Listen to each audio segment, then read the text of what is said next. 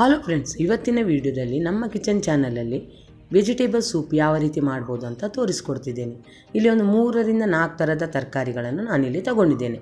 ಇಲ್ಲಿ 1 ಕಪ್ಪಷ್ಟು ಕಾಲಿಫ್ಲವರ್, 1 ಕಪ್ಪಷ್ಟು ಕ್ಯಾರೆಟ್ ಮತ್ತು ಬಟಾಣಿ ಮತ್ತು 1 ಕಪ್ಪಷ್ಟು ಬೀನ್ಸ್, ಜೊತೆಗೆ ಒಂದು ಸಣ್ಣ ಪೀಸ್ ಶುಂಠಿಯನ್ನು ಕೂಡ ತುರಿದು ಇದ್ರ ಜೊತೆನೇ ಹಾಕ್ಕೊತಿದ್ದೇನೆ ಫ್ರೆಂಡ್ಸ್.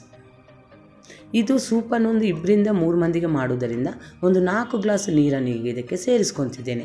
4 ಗ್ಲಾಸ್ ನೀರನ್ನು ಸೇರಿಸ್ಕೊಂಡ್ಮೇಲೆ ಒಂದು 10 ನಿಮಿಷ ಇದನ್ನು ಮುಚ್ಚಳ ಮುಚ್ಚಿ ಬೇಯಿಸ್ಕೋಬೇಕು ಫ್ರೆಂಡ್ಸ್.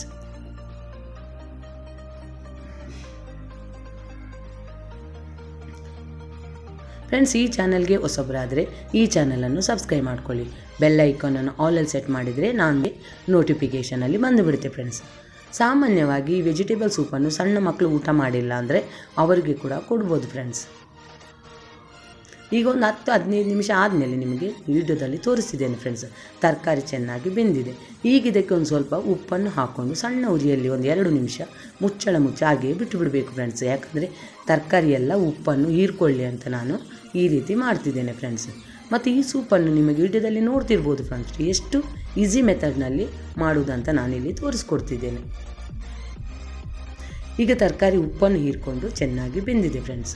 ಈಗ ಇದಕ್ಕೆ ಒಂದೂವರೆ ಚಮಚದಷ್ಟು ಕಾರ್ನ್ಫ್ಲೋರನ್ನು ತಣ್ಣೀರಿನಲ್ಲಿ ಚೆನ್ನಾಗಿ ಮಿಕ್ಸ್ ಮಾಡಿ ಈಗ ಇದಕ್ಕೆ ಸೇರಿಸ್ಕೊತಿದ್ದೇನೆ ಫ್ರೆಂಡ್ಸ್.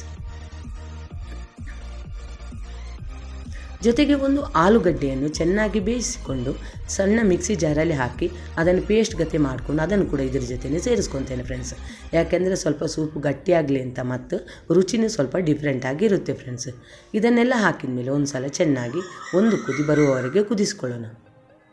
ಸಣ್ಣ ಮಕ್ಕಳಿಗೆ ಕೊಡುವುದಾದರೆ ನೀವು ಇದಕ್ಕೆ ಮೆಣಸಿನ ಪುಡಿಯನ್ನು ಸೇರಿಸ್ಕೊಳ್ಳೋದು ಬೇಡ ಫ್ರೆಂಡ್ಸ್.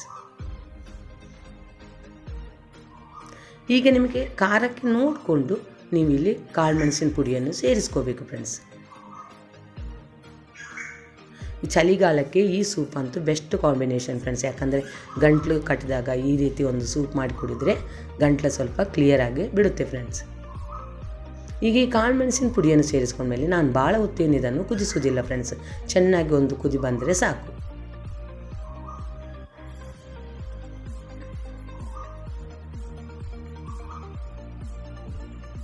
ನಿಮಗೆ ಯಾವುದೇ ತರಕಾರಿ ಇದ್ದರೂ ಅದನ್ನು ಸೇರಿಸ್ಕೋಬೋದು ಫ್ರೆಂಡ್ಸ್. ಇದೇ ತರಕಾರಿಯನ್ನು ಸೇರಿಸ್ಕೋಬೇಕಂತ ಏನೂ ಇಲ್ಲ.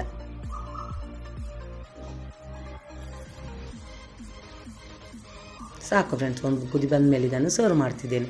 ಈ ವಿಡಿಯೋವನ್ನು ನೀವು ನೋಡಿದ್ದಕ್ಕೆ ನಿಮಗೆ ತುಂಬ ಧನ್ಯವಾದಗಳು ಫ್ರೆಂಡ್ಸ್.